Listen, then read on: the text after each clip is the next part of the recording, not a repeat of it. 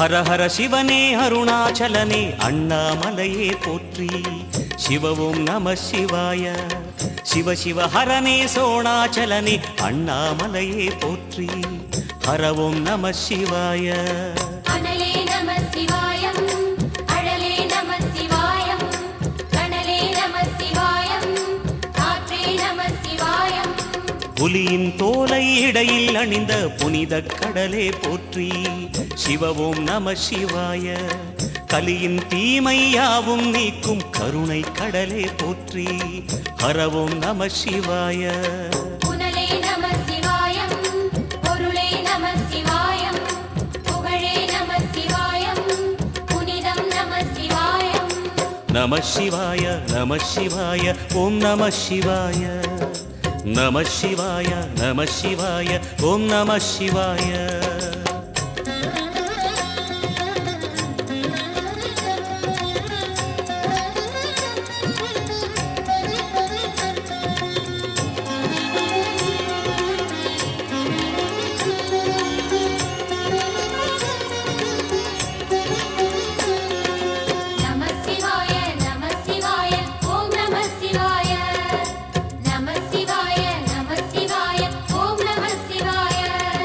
சிவனார் கங்கை கரையில் அமர்ந்த சீதள ஒளியே போற்றி.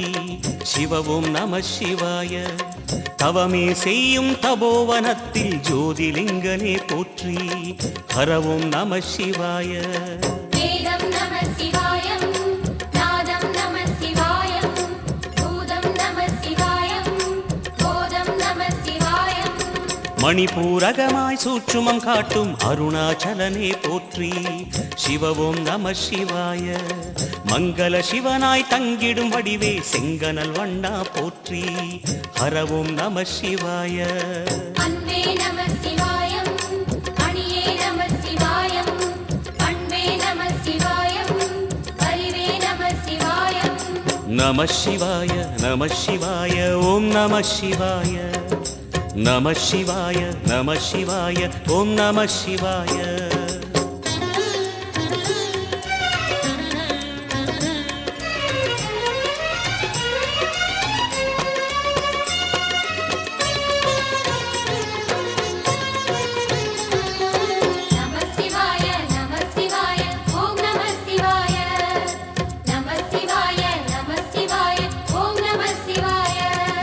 நினைத்த உடனே முக்தியை தந்திடும் அண்ணாமலையே போற்றி. கோனை ஈசனை வழிபாடு செய்வாள் போ உள்ளத்துளுகி உகழ்ந்து உமை நங்கை வழிபடச் சென்று நின்றவா கண்டு வெள்ளம் காட்டி வெருட்டிட வருகி நெருங்கி ஓடி தழுவ வெளிப்பட்ட கள்ளக்கம்பனை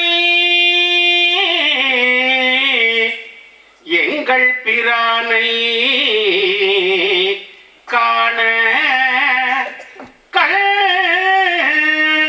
அடியேன் பெற்றவாரே.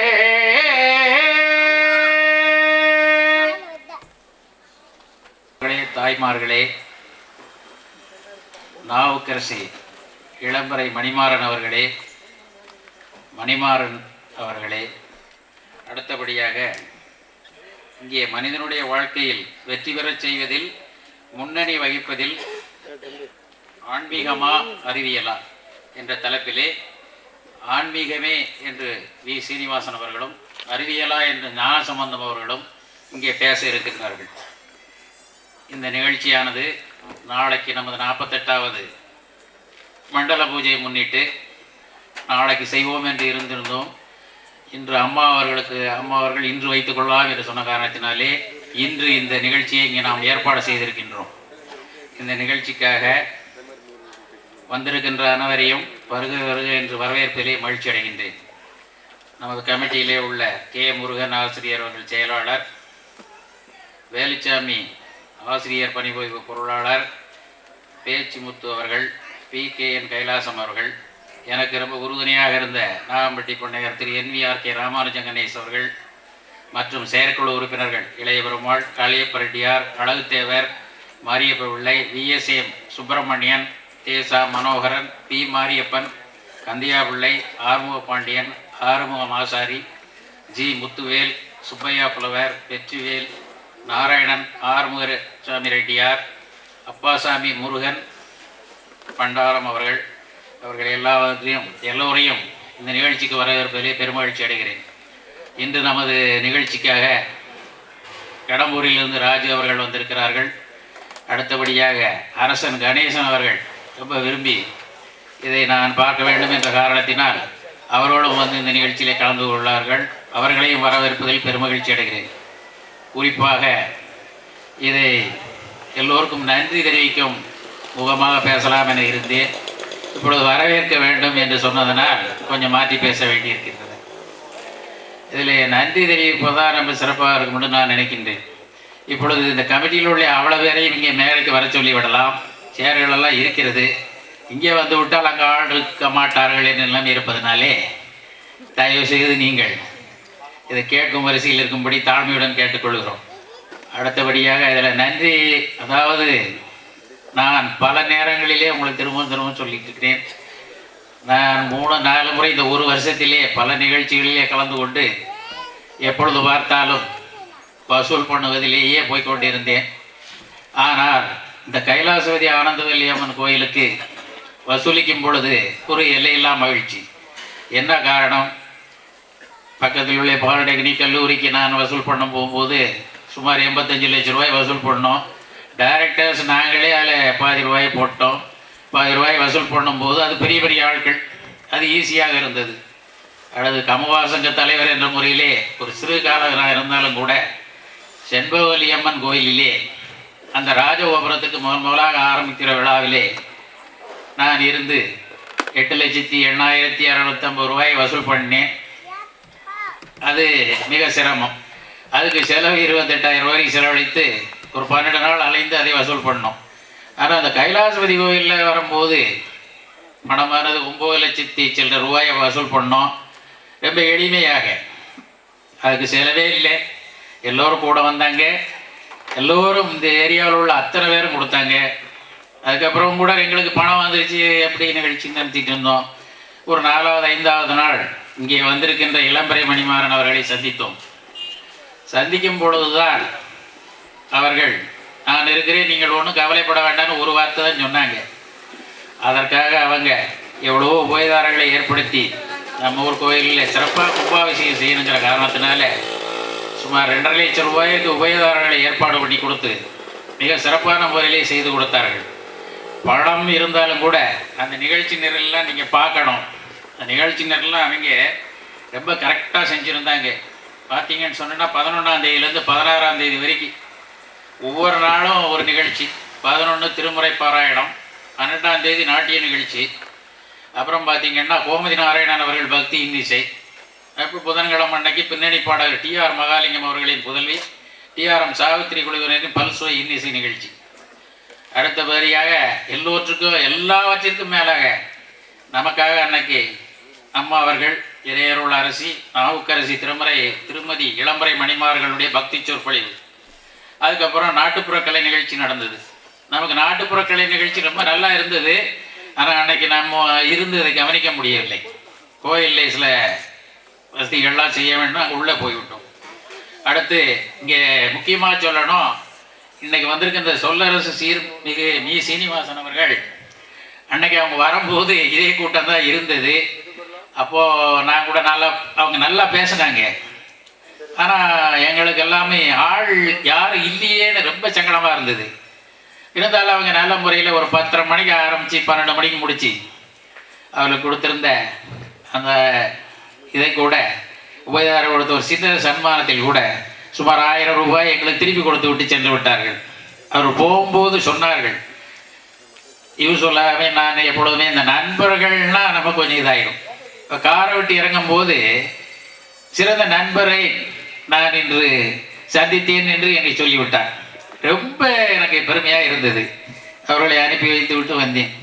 இதெல்லாம் ஏன் சொல்கிறேன்னு சொன்னேன்னா, இந்த மாதிரி இவ்வளோலாம் கஷ்டப்பட்டு நமக்காக இந்த கும்பாபிஷேக நிகழ்ச்சிகளே ரொம்ப உறுதுணையாக இருந்தாங்க. நம்ம கமிட்டி மெம்பர்ஸ் எல்லாருமே அப்படித்தான். இதில் முழுவதும் எனக்கு எந்த வித தடையும் சொல்லலை. நீங்களே செய்யுங்க, நீங்களே எல்லாம் பார்த்துக்கிடுங்க, யாரும் ஒருத்தர் கூட அதில் இது தவறு அது தவறுன்னு சொல்லலை. நிறைய இது இருந்தது, குறைகள் 1-2 இருந்தாலும் கூட அவங்க அதெல்லாம் பெருசு பண்ணாமல் எனக்கு ரொம்ப உறுதுணையாக இருந்தாங்க. அவங்களுக்கும் ரொம்ப நன்றி சொல்லிக் கொள்கிறேன். இங்கே வந்திருக்கின்ற அனைவர்களையும் வரவேற்பதிலையும் மற்றவர்களுக்கு நன்றி சொல்வதிலையும் நான் பெருமைப்படுகின்றேன். இப்பொழுது அவர்கள் இளம்பரை மணிமாறன் அவர்கள் பேசுவார்கள். சான்றோர்களே, இந்த கமிட்டி தலைவர் டாக்டர் மோகன் அவர்களே, நமக்கு கும்பாபிஷேகத்தின் போது யாகசாலை பூஜை செய்வதற்கு பெரும் உதவி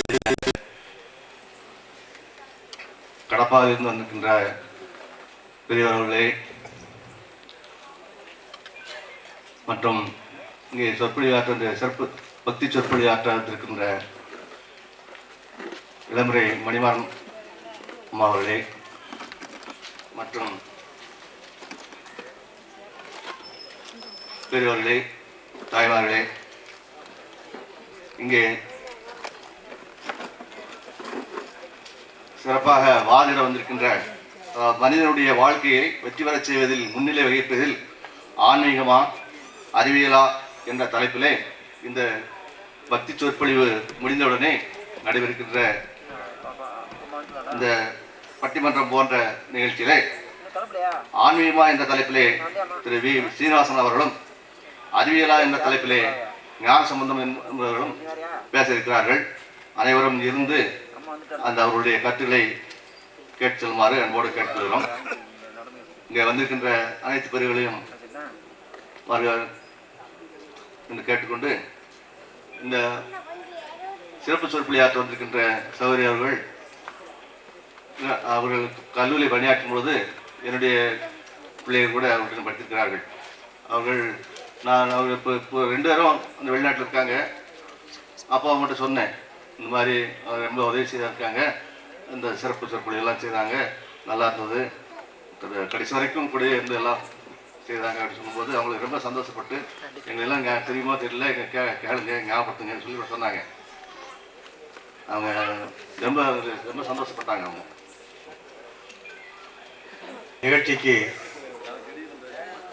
வந்து குழுமி இருக்கும் பெரியவர்களே, தாய்மார்களே, இந்த நிகழ்ச்சியை சீரும் சிறப்புமாக நடத்தி கொடுக்க வந்துள்ள நமது கும்பாபிஷேக குழு தலைவர் டாக்டர் மோகன் அவர்களே, இந்த வழக்காடு மன்ற நிகழ்ச்சியை சிறப்பாக நடத்தி நடுவராக இருந்து நடத்தி கொடுக்க இசைந்துள்ள நாவுக்கரசி இளம்பரை மணிமாறன் அவர்களே, அவரோடு இங்கே வந்துள்ள மற்ற அறிஞர்களே, அறிவுச் செல்வங்களே, ஏனைய பெரியோர்களே, எல்லோருக்கும் எனக்கு முதற்கண் வணக்கத்தை தெரிவித்துக் கொள்கிறேன். இன்று கும்பாபிஷேகம் விழா சீரும் சிறப்புமாக நடத்தி அதற்காக ஒத்துழைத்த அத்தனை பேருக்கும் நன்றி சொல்லும் முகத்தான் இங்கே டாக்டர்கள் ஒரு சிறப்பான உரையை நிகழ்த்தினார்கள். இது நாங்கள் அந்த குழுவிலே உறுப்பினராக இருக்கிறதுனால அந்த பாராட்டுக்குரியவர்களாக நாங்கள் அமைகிறோம். இந்த நிகழ்ச்சியை, இது போன்ற நிகழ்ச்சிகள் இந்த ஊரிலே நடைபெறுவது என்பது மிகவும் குறைவு. டாக்டர்கள் இந்த பொறுப்பை ஏற்றுக்கொண்ட காரணத்தினால் இந்த நிகழ்ச்சியை இந்த 48 வருடங்களுக்கு பின்னாலே ஒரு கும்பாபிஷேகம் விழா நடக்கிறது என்றால் அது ஒரு மகத்தான காரியம். அந்த மகத்தான காரியத்தை செயல்படுத்தக்கூடிய ஆற்றல், திறமை அத்தனையும் ஒருங்கே அமைந்திருந்தவர் நமது மதிப்பிற்குரிய டாக்டர் மோகன் அவர்கள். அவர்களை இந்த பொதுமக்களின் சார்பாக நான் பாராட்ட கடமைப்பட்டிருக்கிறேன். இங்கே அடுத்து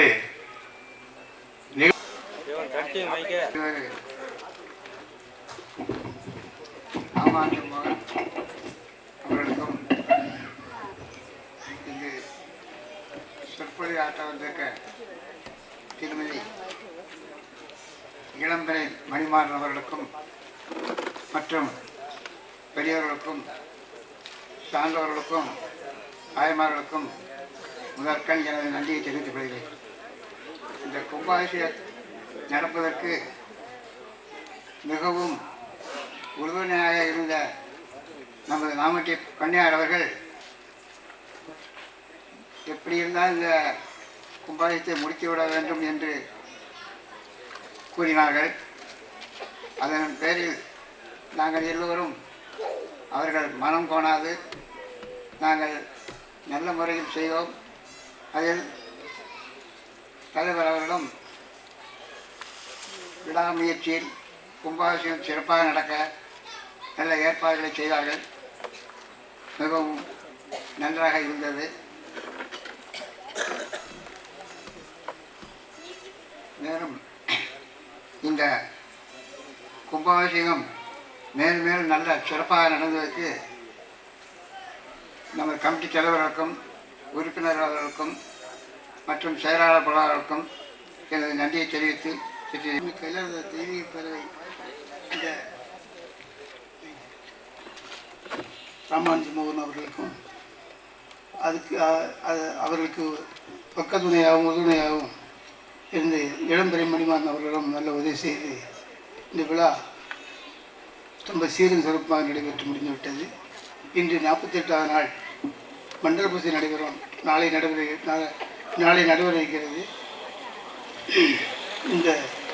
இன்று மனிதனுடைய வாழ்க்கையை வெற்றி பெற செய்வதில் முன்னிலை வகிப்பதில் ஆன்மீகமா அறிவியலா என்ற தலைப்பில் ஆன்மீகமா என்ற தலைப்பில் வி சீனிவாசன் அவர்களும் அறிவியலா என்ற ஞான சம்பந்தம் அவர்களும் பேச உள்ளார்கள். எல்லாரும் வந்து இந்த பட்டிமன்றத்தை கேட்டு பின்பற்றி செல்லுமாறும் இன்னும் கோயிலுக்கு இன்னும் பணிகள் நிறைய இருக்கின்றன. அதையும் சீரும் சிறப்புமாக செய்து முடிப்பார்கள் என்று நம்புகிறேன். ஒரு சில வார்த்தை சொல்ல வேண்டியிருக்கிறது. அவர் கமிட்டி மெம்பராக இருந்தாலும் நிறைய வேலைகளை உள்ளே செய்துள்ளார்கள் கோயிலிலே, கைலாசபதி கோயிலிலே.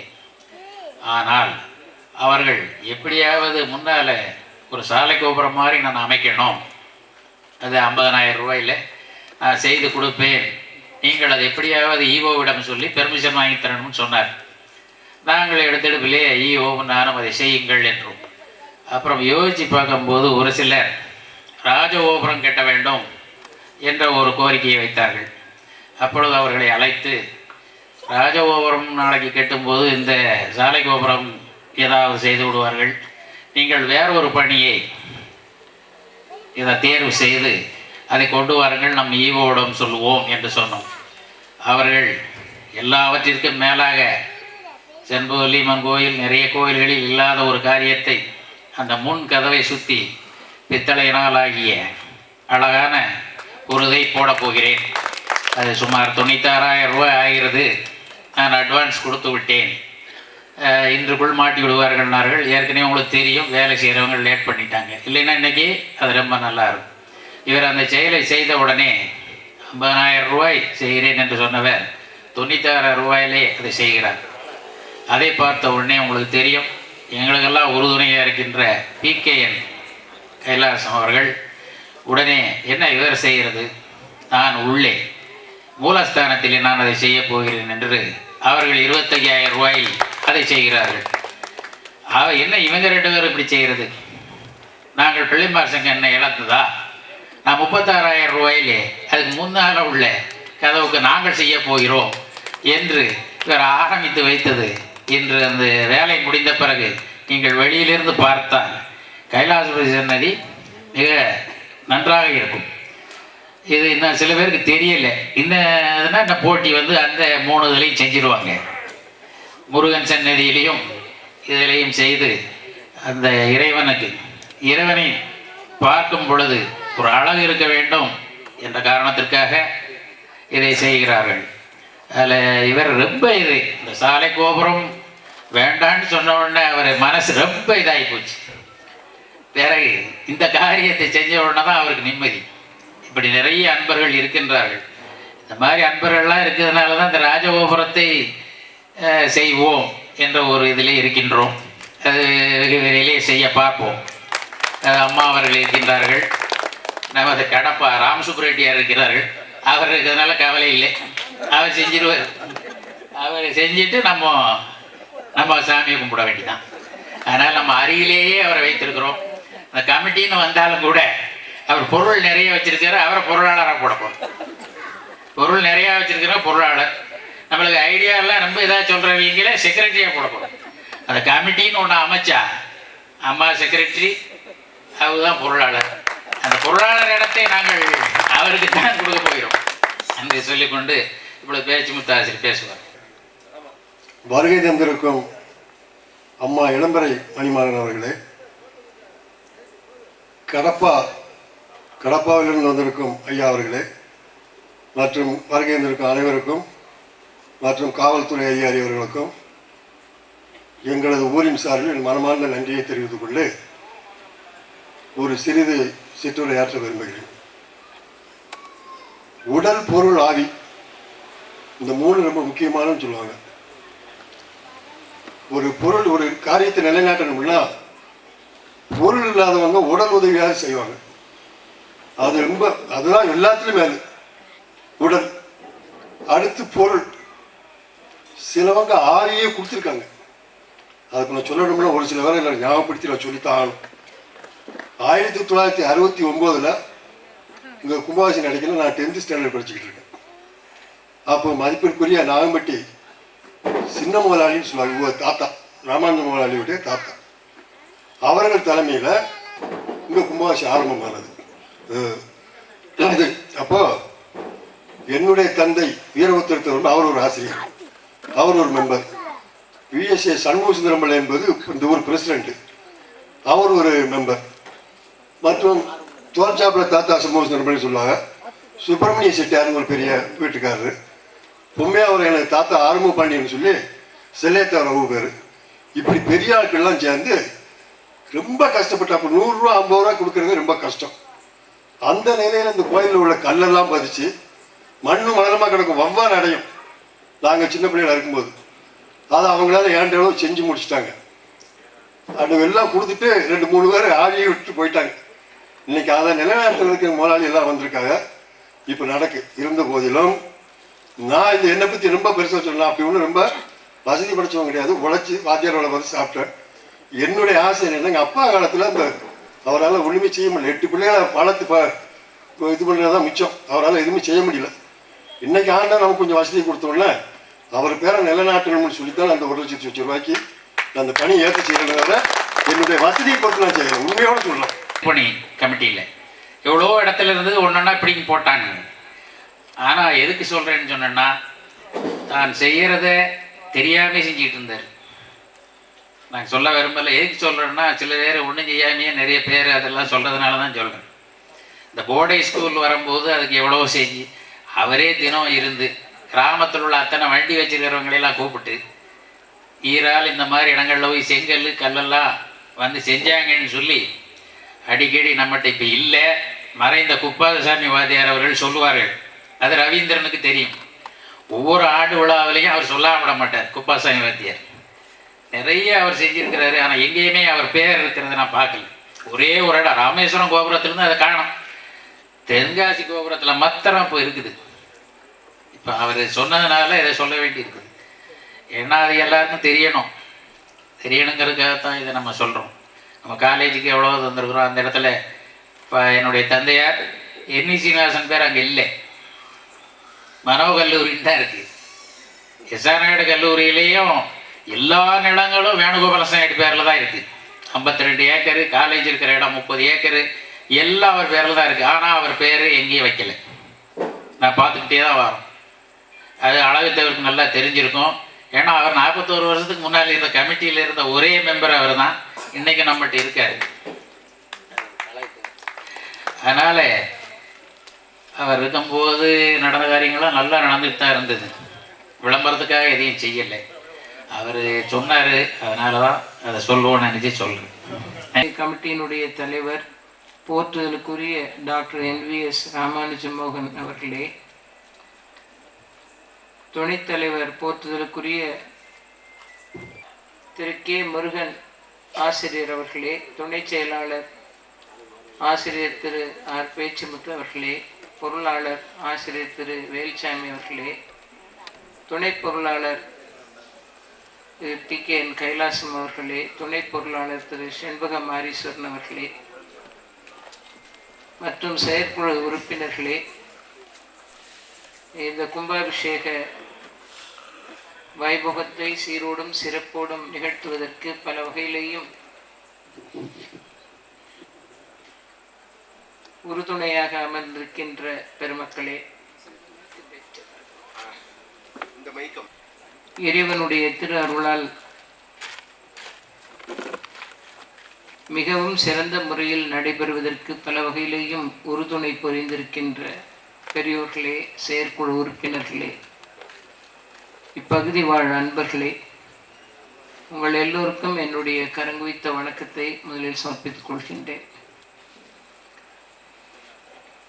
49 ஆண்டுகளுக்கு பிறகு இந்த திருக்கோயிலிலே மிகவும் சிறப்பாக கும்பாபிஷேகமானது நிகழ்ந்திருக்கிறது. இந்த கோவிலினுடைய பழமையான வரலாற்றை பல புத்தகங்களின் மூலமாக தமிழகமே தெரிந்து வைத்திருக்கிறது. இருந்த போதிலும் 48 ஆண்டு காலமாக கும்பாபிஷேகத்தை எதிர்நோக்கி இருந்த இந்த திருக்கோயிலிலே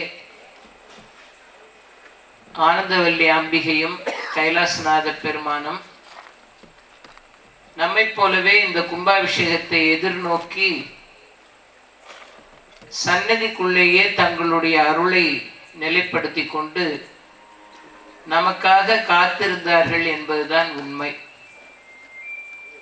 பொதுவாக நீண்ட நெடுங்காலமாக கும்பாபிஷேகம் நடைபெறவில்லை என்கிற சூழ்நிலை இருந்தால் அங்கிருக்கிற தெய்வங்களின் அருள் சக்தியானது கொஞ்ச காலத்திற்கு கோவிலில் இருக்கிற ஸ்தல விருட்சத்திலேயும் அதற்கு பிறகு கோவிலை சுற்றி இருக்கிற திருக்குளம் இருந்தால் அந்த திருக்குளத்தின் ஜலத்திலேயும் சென்று கலந்திருக்கும் என்பது ஐதீகம்.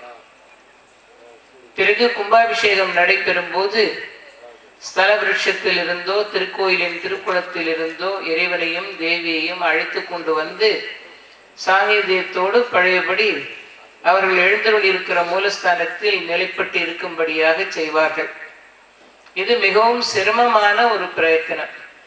நான் பல திருக்கோயில்களிலே நூற்றுக்கணக்கான ஆண்டுகளுக்கு பிறகு கும்பாபிஷேகம் நடைபெறுகின்ற பல திருக்கோயில்களில் இந்த நிகழ்வை நான் பார்த்திருக்கிறேன்.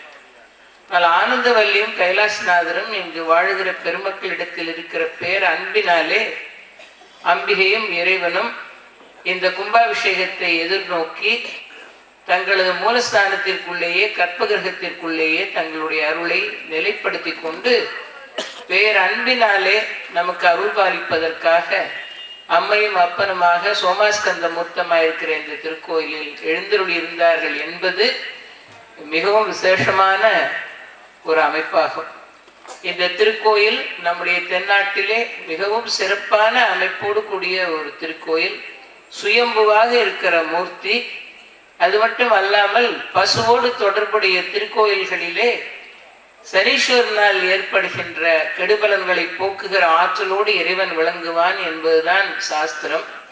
இன்னும் இந்த திருக்கோயிலின் வரலாற்றை படிக்கும் போது ஒரு காலத்திலே இந்த பகுதியிலேயும் திருநள்ளாற்றை போல தர்பைகள் நிறைந்திருந்த பகுதியில்தான் சிவலிங்கம் இருந்ததாக ஏடுகள் குறிப்பிடுகிறது.